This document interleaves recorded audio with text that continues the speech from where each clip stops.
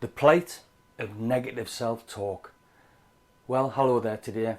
I'm diving into a topic that's close to many people's hearts, or rather their I'm not good enough list. Yes, we're talking about negative self-talk, the habit of engaging in self-criticism and doubting one's ability. I'm Adam of Limitless Education.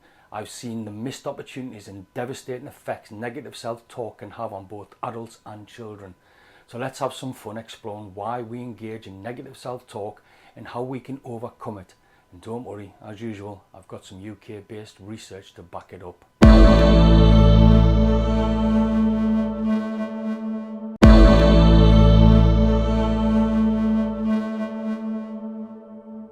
So today's problem, negative self-talk. Let's start with a story. Meet Timmy, a bright 10-year-old with a talent for drawing. One day his teacher asks him to draw a picture for the school art fair. Timmy eagerly begins, but halfway through he hears that familiar nagging voice. This isn't going to be good enough. Everybody else's drawing will be better.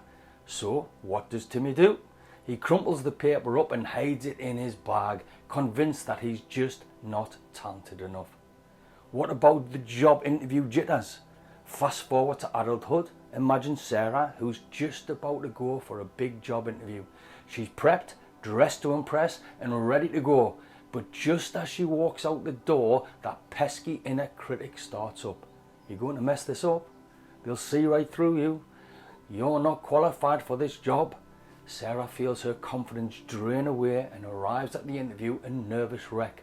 She stumbles through her answers, all the while thinking, I knew I'd blow it. Then we've got the public speaking panic. Then there's John, a marketing executive who's been asked to give a presentation at a big conference. John knows his stuff, but as he stands in front of the mirror practicing, the negative self-talk kicks in. You're terrible at public speaking. You're going to forget your lines. Everyone will be laughing at you. By the time John gets on stage, his mind is blank and he stammers through the presentation, convinced he's made a fool of himself. Negative self-talk isn't limited to professional scenarios. Take Jane, who's decided to join the gym and get fit. On her first day, she looks around and thinks, everybody here is in such great shape. They're probably judging me. I'm never going to get fit. Jane spends more time worrying about what others think than actually working out, and eventually stops going to the gym altogether. Or consider David, an aspiring writer who dreams of publishing a novel. Every time he sits down to write, he hears that familiar refrain, you're not a real writer, this is garbage, no one will ever read this. David's negative self-talk leads him to abandon his manuscript, convinced he'll never be good enough to be published. The social sabotage. Negative self-talk can also wreak havoc on social relationships. Emily, for example, consistently doubts her social skills. Before a party, she thinks, I'm so awkward, no one will want to talk to me. I'll just embarrass myself. At the party, she's so preoccupied with these thoughts that she ends up isolating herself, reinforcing her belief that she's socially inept. The research speaks. Supporting these antidotes, a study by the University of Manchester found that negative self-talk is strongly linked to increased levels of anxiety and depression. Participants who frequently engage in self-critical thoughts reported lower levels of self-esteem and higher levels of stress. This aligns with what I've seen in my practice. Negative self-talk creates a vicious cycle of self-doubt and inaction. The solutions. Turning the critic into a coach. Now that we've identified the problem, let's talk solutions. How do we combat this negative self-talk? The trick is to turn the inner critic into a supportive coach. Here's how you do it. 1. Identify the critic. First, you need to recognize when you're engaging in negative self-talk. Picture this. You're about to attend a social event and you think, I'm so awkward, everyone will think I'm weird. Instead, catch yourself and reframe it. I'm going to be myself and enjoy the company. If someone doesn't like it, that's okay. A study by the University of Sussex found that individuals who practiced in mindfulness and self-awareness were better at identifying and reducing self-negative talk. So next time you hear the inner critic, give it a name. Let's call it Nigel. When Nigel starts whispering, you'll be ready to shut him down. 2. Challenge the negative thoughts. Once you've identified the critic, challenge those negative thoughts. For example, when you hear you're not good enough, respond with evidence to the contrary. I've successfully completed projects like this before. I've got this. Think of this like a court case where you're the defense attorney, armed with the facts to disprove the baseline accusations. The University of Cambridge conducted a study showing that cognitive restructuring, challenging negative thoughts with positive affirmations, significantly reduces the impact of negative self-talk.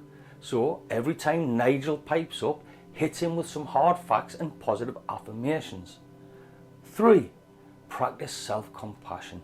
Be kind to yourself. Imagine you're talking to a friend who's feeling down. Would you tell them you're terrible at this? Of course not. You'd offer support and encouragement. Do the same for yourself. When I was learning to play the piano, my first few attempts sounded more like a cat walking on the keys than Beethoven. But instead of beating myself up, I reminded myself that learning takes time and effort. A study by the University of Essex found that self-compassion practices, such as treating oneself with kindness and understanding during moments of failure, can significantly reduce the frequency and severity of negative self-talk. So, next time you hear Nigel being a downer, respond with, "It's okay to make mistakes. I'm learning and I'm growing." 4. Focus on progress, not perfection. Remember, perfection is an illusion. Aim for progress instead. If you're learning a new skill, celebrate the small victories along the way. When I decided to take up gardening, my first few plants, let's just say they didn't survive. But with each attempt I learned something new. Now I have a garden full of mostly thriving plants. The University of Leeds found that focusing on incremental progress rather than unattainable perfection helps reduce negative self-talk and promotes a healthier, more positive mindset. So celebrate each step forward, no matter how small.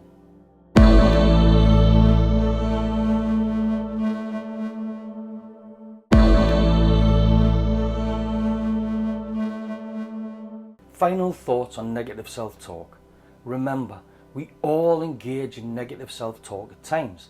It's a universal part of the human experience, much like our love for puppies and our confusion about cricket rules. So, next time you catch yourself in a spiral of self-doubt, don't beat yourself up. Embrace it. As usual, laugh about it and turn that inner critic into a supportive coach, or at least give Nigel a run for his money with some positive affirmations. Understanding and combating negative self-talk is important because it helps us build better self-esteem, reduce stress and achieve our goals. It also provides insights into our deeper fears and motivations, enabling us to work on our personal growth and self-improvement. And with that, I'll leave you with this thought. Why let negative self-talk hold you back when you can turn it into a stepping stone to success? After all, every great journey begins with a single step and probably a few encouraging words to yourself. Until next time, keep talking positively and thriving.